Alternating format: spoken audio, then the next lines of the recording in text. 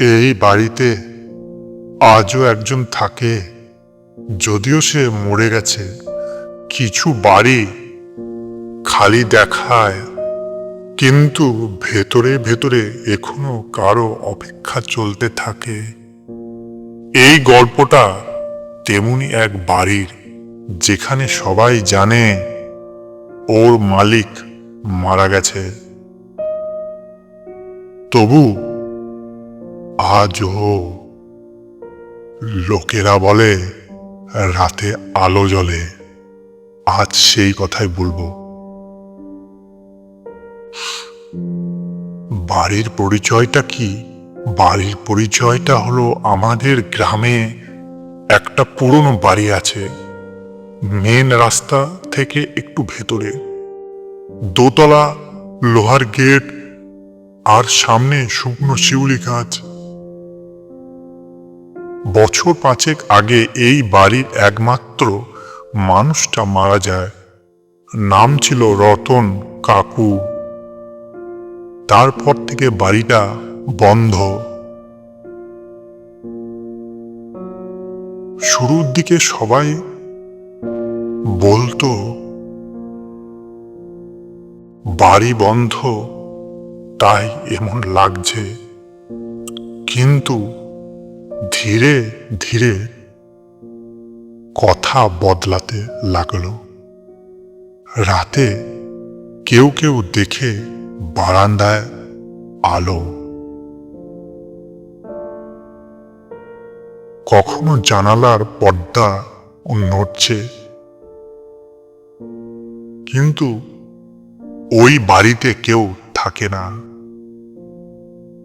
আমার কৌতূহল হলো ঠিকই, আমি আগে এসব বিশ্বাস করতাম না।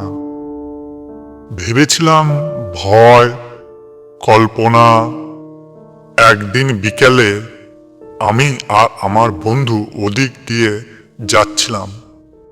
দরজায় তালা, জানালায় ধুলো, সব স্বাভাবিক, কিন্তু বুকের ভেতর একটা অদ্ভুত অস্বস্তি ছিল।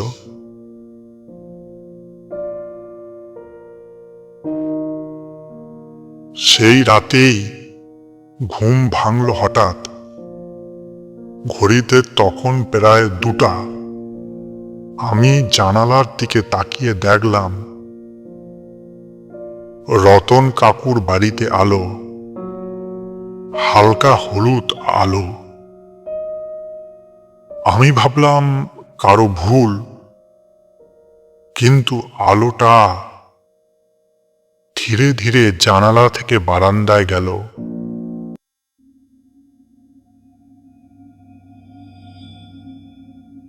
পরদিন কাউকে বলিনি।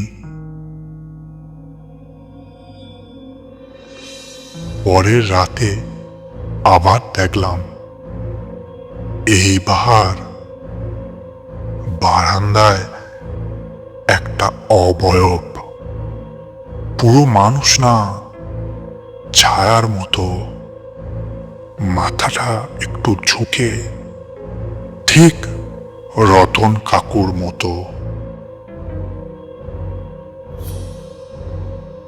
রতন কাকু বেঁচে থাকতে খুব একা থাকতেন। স্ত্রী, ছেলে সবাই বহু আগেই চলে গিয়েছিল। বলতেন এই বাড়িটাই আমার শেষ সঙ্গী।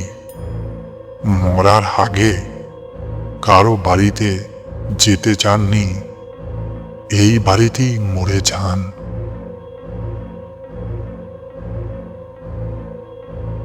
এক রাতে আমি ঠিক করলাম কাছ থেকে দেখব। বন্ধুকে ডেকেছিলাম, সে শেষ মুহূর্তে আসেনি। আমি একাই গেলাম। বাড়িটার সামনে দাঁড়িয়ে মনে হচ্ছিল কেউ ভেতর থেকে দেখছে। দরজার সামনে লোহার গেট, ধাক্কা দিলাম, খুলল না, কিন্তু ভেতর থেকে খুব আস্তে করে খট করে শব্দ। মনে হচ্ছিল ভেতরে কেউ হাঁটছে। জানালার দৃশ্য। আমি জানালার কাছে গিয়ে ভেতরে তাকালাম। ঘরের ভেতর আলো জ্বলছে, আর খাটের পাশে একজন বসে আছে, পিঠ আমার দিকে, চুল এলোমেলো, কাঁধ ঝুলে আছে রতন কাকুর মতো।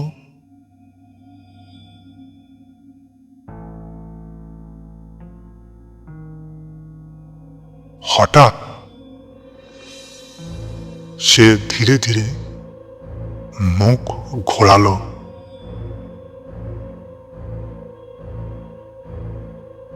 আমি শ্বাস নিতে পারছিলাম না। ওর মুখটা খুব পরিচিত, কিন্তু চোখ দুটো ফাঁকা, একদম জীবিত মানুষের চোখ না। ও খুব আস্তে বলল, এতদিন পর কেউ এলি? কণ্ঠটা যেন ঘরের ভেতর থেকে না, দেওয়ালের ভেতর থেকে আসছে। আমি পেছোতে গিয়েও নড়তে পারছিলাম না। ভেরি হঠাৎ আলো নিভে গেল। আমি দৌড়ে পালালাম।